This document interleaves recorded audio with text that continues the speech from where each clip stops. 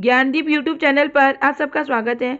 आज मैं आप सबके लिए फिर से इस वीडियो में हिंदी साहित्य के महत्वपूर्ण प्रश्न लेकर आई हूँ। सारे क्वेश्चन इंपॉर्टेंट है, सारे क्वेश्चन में डिटेल में समझा के कराऊंगी। साथ ही साथ जो भी इंपॉर्टेंट पॉइंट बनते हैं वो भी पॉइंट मैं कराऊंगी, तो आप वीडियो को लास्ट तक जरूर देखें। वीडियो पसंद आए तो वीडियो को लाइक से सब्सक्राइब करना ना भूले। तो चलिए देखते हैं क्या है क्वेश्चन। क्वेश्चन नंबर 1 है रामचंद्रिका में कुल कितने प्रकाश सर्ग हैं। तो रामचंद्रिका में कुल कितने सर्ग हैं, तो रामचंद्रिका में कुल 39 सर्ग हैं। और रामचंद्रिका जो है किसकी रचना है, रामचंद्रिका केशवदास जी की रचना है। और ये क्या है, प्रबंध काव्य की कोटि में आता है। रामचंद्रिका जो है वो प्रबंध काव्य की कोटि में आता है और इसका रचना समय क्या है, 1601 ईस्वी है। और ये राम काव्य परंपरा के अंतर्गत आता है। रामचंद्रिका जो है किस परंपरा के अंतर्गत आता है, यह ग्रंथ जो है राम काव्य परंपरा के अंतर्गत आता है। तो ये पॉइंट आप लोग नोट करते रहिएगा क्योंकि इंपॉर्टेंट पॉइंट है। हर एक क्वेश्चन पे मैं इंपॉर्टेंट पॉइंट कराती जाऊंगी।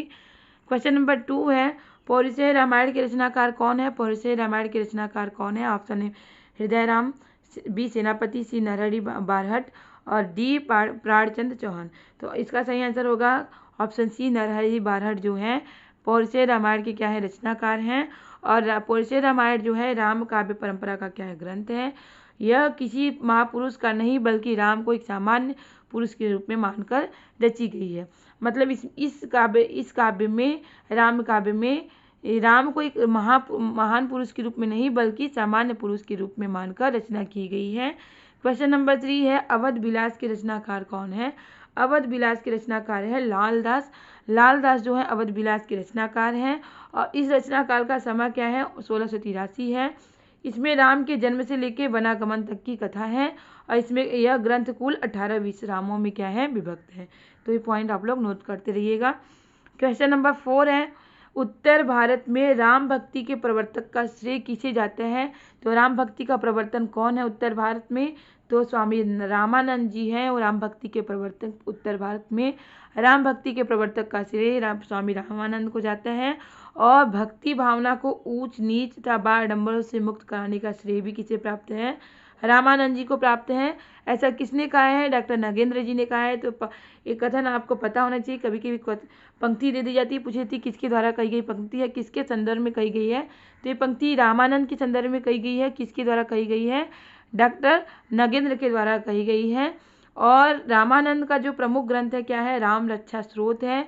और इन्होंने अपनी रचना जो है श्री राम रामांचन पद्धति में अपनी पूरी गुरु परंपरा का उल्लेख किया है। इनकी जो रचना है रामानंद जी की रचना क्या है, श्री रामांचन पद्धति। और इसी रचना में इन्होंने अपनी गुरु परंपरा का उल्लेख किया है। किसने, रामानंद जी ने। क्वेश्चन नंबर 5 है नाभादास के भक्तमाल में रामानंद जी के कुल कितने शिष्य बताए गए हैं। भक्तमाल किसकी रचना है, नाभादास जी की रचना है। और इसमें रामानंद जी के कुल कितने शिष्य बताए गए हैं, तो इसमें रामानंद जी के कुल 12 शिष्य बताए गए हैं। तो 12 शिष्य कौन कौन से हैं जान लेते हैं। अनंतानंद, सुखानंद, सुरसुरानंद, नरहयानंद और भावानंद, पीपा, सेन, धन्ना, रैदास, पद्मावती, सुरसुरी। तो ये 12 शिष्यों का जो क्रम है आपको पता होना चाहिए किस क्रम में, तो क्रम भी पूछ लिया जाता है एग्जाम में। तो नाभादास की जो रचना है भक्तमाल, तो उसमें रामानंद जी के कितने शिष्य हैं, 12 शिष्य बताए गए हैं। उनका क्रम क्या है, इस तरह से है। भक्तमाल किसकी रचना है, नाभादास की रचना है। ये भी क्वेश्चन एग्जाम में पूछ लिया जाता है। क्वेश्चन नंबर 6 है प्री प्रवास। प्री प्रवास क्या है, हरिओत जी की प्रसिद्ध रचना है। इसका प्रकाशन वर्ष क्या है, प्रकाशन वर्ष 1914 है। और प्री प्रवास से क्वेश्चन ज़्यादातर बनते हैं। इसमें कितने सर्ग है ये भी पूछ लिया जाता है। प्री प्रवास में 17 सर्ग हैं। और खड़ी बोली हिंदी का प्रथम महाकाव्य माना जाता है किसे, प्री प्रवास को, जो कि उपाध्याय सिंह हरिओत की रचना है। और खड़ी बोली हिंदी का प्रथम महाकाव्य क्या है, प्री प्रवास है। अगर हिंदी का प्रथम महाकाव्य पूछा जाएगा तो पृथ्वीराज रासो है, जो कि चंद्रवरदाई की रचना है।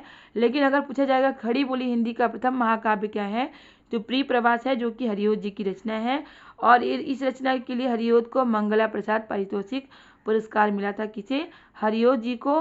किस रचना के लिए, इन्हें प्री प्रवास रचना के लिए। प्री प्रवास प्रबंध काव्य है और इसमें इन्होंने कृष्ण और राधा को आधार बनाकर रचना की थी। इन्होंने शताब्दियों से चले आते हुए राधा के विरहणी रूप को हरिओत जी ने बदला और राधा को समाज से जोड़कर उनके चरित्र का विकास किया प्री प्रवास रचना में। क्वेश्चन नंबर 7 है सूर्य की अंतिम किरण से सूर्य की पहली किरण तक किसकी रचना है? तो ये सुरेंद्र वर्मा की रचना है।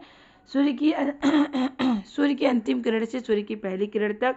और ये क्या है? यह नाटक सन 1975 ईस्वी में प्रकाशित हुई थी। इनके प्रसिद्ध नाटक कौन से हैं? द्रौपदी, सेतुबंध, नायक खलनायक विदूषक, 8वां सर्ग, छोटे सैयद, बड़े सैयद, एक दूनी एक, शकुंतला की अंगूठी और कैद हयात इनकी प्रसिद्ध क्या है? नाटक है। क्वेश्चन नंबर 8 है, दुखम सुखम उपन्यास की लेखिका कौन है? दुखम सुखम जो है उपन्यास विधा की रचना है, तो विधा भी आपको पता होना चाहिए। इसकी लेखिका कौन है? ममता कालिया। सन 2017 में इस उपन्यास पर ममता कालिया को क्या सम्मान दिया गया था?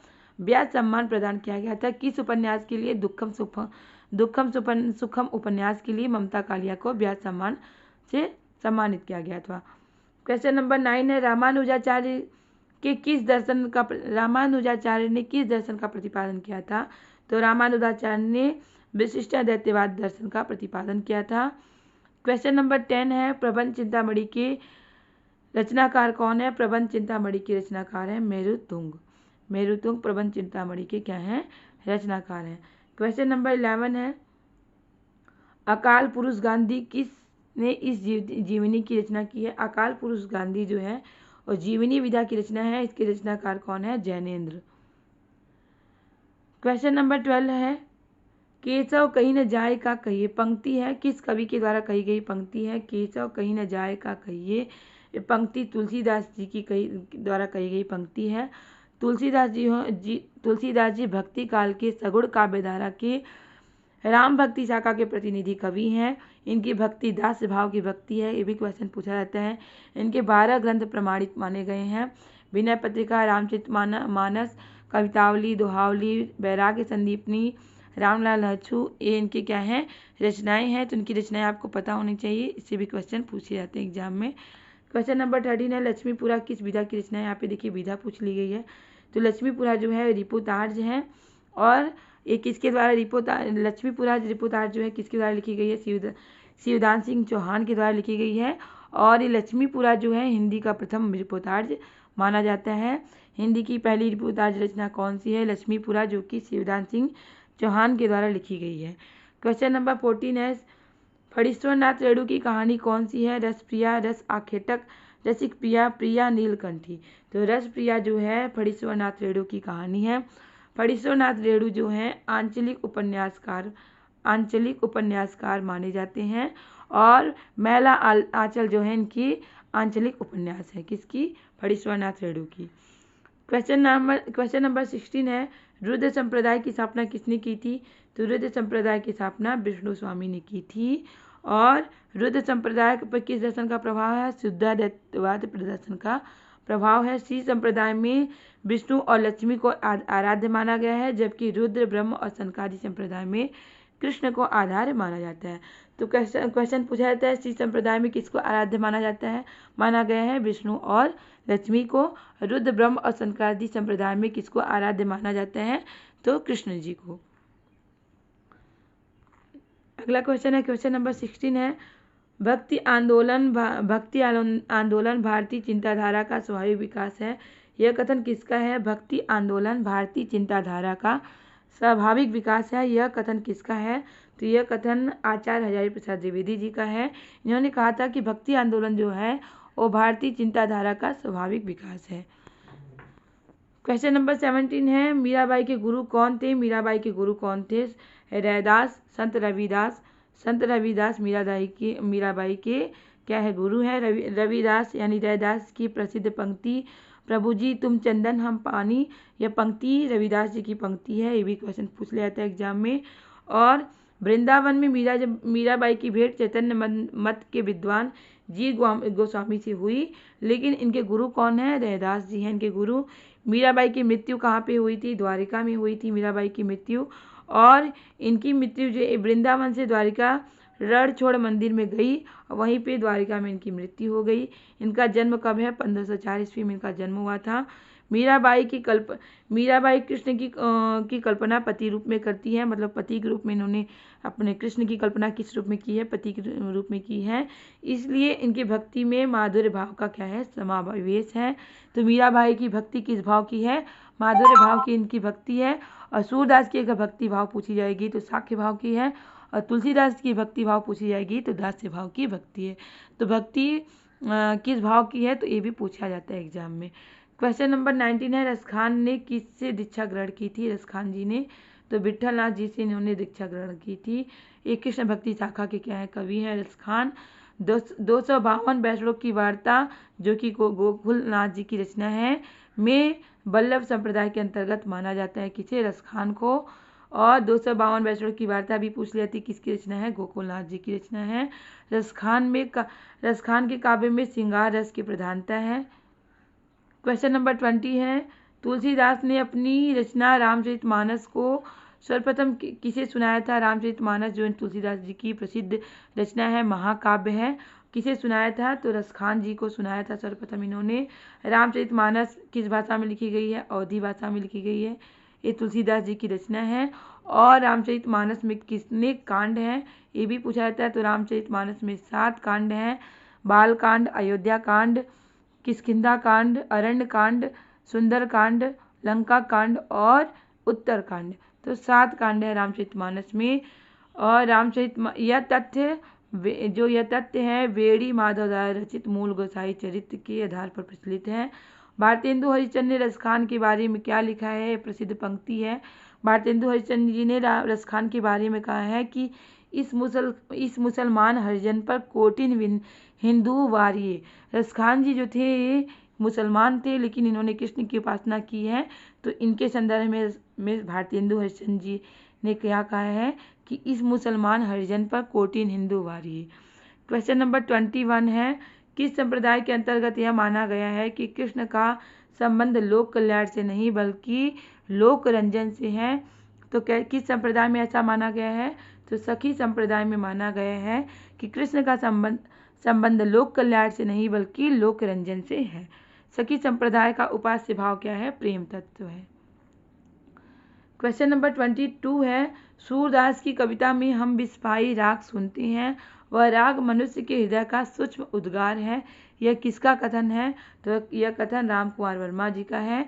इन्होंने किसके संदर्भ में कथन कहा है? सूरदास जी के संदर्भ में कथन कहा है।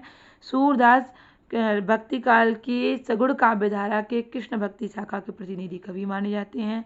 सूर सरावरी, सूर सागर, साहित्य लहरी इनकी प्रसिद्ध रचनाएं हैं। और इनकी भक्ति किस भाव की है? साख्य भाव की इनकी भक्ति है। क्वेश्चन नंबर 23 है, भ्रमर गीत की रचना किस कवि ने की है? भ्रमर गीत की रचना किस कवि ने की है? नंददास ने की है। तो भ्रमर गीत की रचनाकार कौन है? नंददास है। देखिए, भ्रमर गीत पूछा जाएगा तो भ्रमर गीत की रचनाकार कौन है? सूरदास। भ्रमर दूत पूछा जाएगा तो भ्रमर दूत के रचनाकार कौन है? सत्यनारायण कविरत्न। तो भंवर गीत पूछा जाएगा तो भंवर गीत के रचनाकार कौन है? भंवर गीत के रचनाकार है नंददास, जबकि भ्रमर गीत के रचनाकार कौन है? सूरदास जी हैं। क्वेश्चन नंबर 24 है, रामचंद्रिका को फुटकल कवित्वों का संग्रह किसने कहा है? रामचंद्रिका जो कि केशवदास जी की रचना है, तो इनकी रचना को फुटकर कवित्वों का संग्रह किसने कहा है? पीताम्बर दत्त भट्टवाल ने रामचंद्रिका जो कि केशवदास जी की रचना है को फुटकर कवित्वों का संग्रह कहा है। किसने? पीताम्बर दत्त भट्टवाल। छंदों का अजायबघर, रामचंद्रिका को छंदों का अजायबघर किसने कहा है? रामस्वरूप चतुर्वेदी। तो इस तरह से भी क्वेश्चन पूछे जाते हैं, फिर आप लोग नोट कर लीजिएगा। कोर्ट का कवि किसे कहा है? रामचंद्रिका के रचनाकार कौन है? केशवदास। तो केशवदास को कोर्ट का कवि किसने कहा है? डॉक्टर विजय पाल सिंह ने कहा है। और रामचंद्र शुक्ल ने केशवदास जी को कठिन काव्य का प्रेत कहा है। किसे? केशवदास को कठिन काव्य का प्रेत किसने कहा है? आचार्य रामचंद्र शुक्ल जी ने कहा है। क्वेश्चन नंबर 25 है, किस संप्रदाय में राम और एवं सीता का श्रृंगारिक चित्रण किया गया है? तो किस संप्रदाय में राम सीता का श्रृंगारिक चित्रण किया गया है? तो रसिक संप्रदाय में राम और सीता का श्रृंगारिक चित्र किया गया है। रसिक संप्रदाय की स्थापना किसने की थी? अग्रदास जी ने की थी। इस संप्रदाय में अग्रदास को अग्र अली कहा जाता है। नाभादास जी को अग्रदास जी का शिष्य थे। नाभादास जो थे ये किसके शिष्य थे? अग्रदास जी के शिष्य थे। एक लास्ट क्वेश्चन है, क्वेश्चन नंबर 26, जो कि आप लोगों के लिए है। अगर आपको इसका आंसर पता है तो कमेंट बॉक्स में जरूर बताइएगा। इससे समझ में आएगा कि आपकी तैयारी कैसी चल रही है। तो क्वेश्चन नंबर 26 है, क्या है? निम्न में से कौन सा कवि तुलसीदास का समकालीन माना जाता है? तो इसमें कौन से कवि हैं जो कि तुलसीदास जी के समकालीन हैं? नंददास, नाभादास, रहीम, रसखान। तो ये चारों ऑप्शन में से कौन सा ऑप्शन सही है? अगर आपको आंसर पता है तो ज़रूर बताइएगा। उम्मीद है कि आपको वीडियो ज़रूर पसंद आया होगा। वीडियो पसंद आया तो वीडियो को लाइक से सब्सक्राइब करना ना भूलें, क्योंकि आपका लाइक से सब्सक्राइब ही हमें मोटिवेट करता है इस तरह के क्वेश्चन, इस तरह के टॉपिक लाने के लिए, जिससे आपकी अच्छी तैयारी हो सके और आप अपने एग्जाम में सफल हो सके। इसी तरह के क्वेश्चन, इसी तरह के टॉपिक की तैयारी करने के लिए हमारे चैनल से जुड़े रहें। तब तक के लिए मिलते हैं नेक्स्ट क्लास में। बाय।